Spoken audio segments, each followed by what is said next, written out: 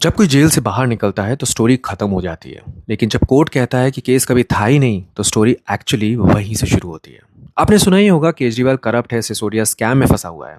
ये न्यूज़ में था, व्हाट्सएप पे था, इतना सुनने को मिला कि सच लगने लगा।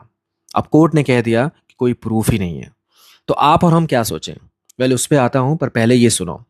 फरवरी 2023 में मनीष सिसोदिया को अरेस्ट कर लिया गया। सीबीआई और ईडी दोनों ने केस बनाया। मार्च 2024 में अरविंद केजरीवाल को अरेस्ट किया गया, लिकर पॉलिसी स्कैम के नाम पे। दोनों 17 महीने तक लीगल बैटल्स लड़ते रहे, जमानत भी मुश्किल से मिली और अब कोर्ट ने चार्जेस सस्टेन नहीं किए। तो आप और हम पागल ही होंगे अगर ये सोच रहे होंगे कि ये सब करप्शन का खेल है। यहाँ पे तो एक्चुअली एक दूसरी पॉलिटिकल स्टोरी चल रही थी जिसमें दोनों ने अपने हिसाब से लिखा। बीजेपी ने कहा कि ये गवर्नेंस का फेलियर है, तो आपने कहा ये पॉलिटिकल रिवेंज है, और पब्लिक इसमें बीच में कंफ्यूज होती रही।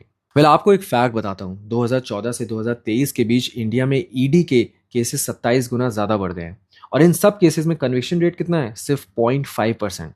मतलब 100 में से सिर्फ आधा केस कन्विक्शन तक पहुंच पाता है। बाकी सब अरेस्ट होते हैं, न्यूज़ में आते हैं और फिर क्वाइटली सारे केसेस खत्म हो जाते हैं। और अरेस्ट और गिल्ट ये अलग है, लेकिन पब्लिक मेमोरी में ये दोनों सेम हो जाते हैं। अब बीजेपी के सामने एक असली चैलेंज है। 2 साल तक जो नैरेटिव चला वो अब उल्टा पड़ सकता है।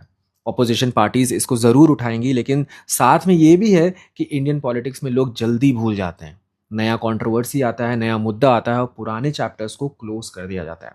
इसके साथ साथ पॉलिटिकल साइंस में भी एक कॉन्सेप्ट है जिसे कहते हैं नैरेटिव रेसिड्यू। इसका मतलब ये होता है कि जब कोई बात बार बार रिपीट होती है तो वो दिमाग में बैठ जाती है, चाहे बाद में सच साबित ना हो। सिर्फ बीजेपी का टूल नहीं है, ये कांग्रेस का भी है, रीजनल पार्टीज का भी है। अरेस्ट करो, न्यूज में रखो और इलेक्शन जीत जाओ। सिस्टम सेम रहता है, सिर्फ चेहरे बदल जाते हैं। हम सोचते हैं कि पॉलिटिक्स में एक दिन सच सामने आता है, लेकिन असली गेम नैरेटिव्स का होता है।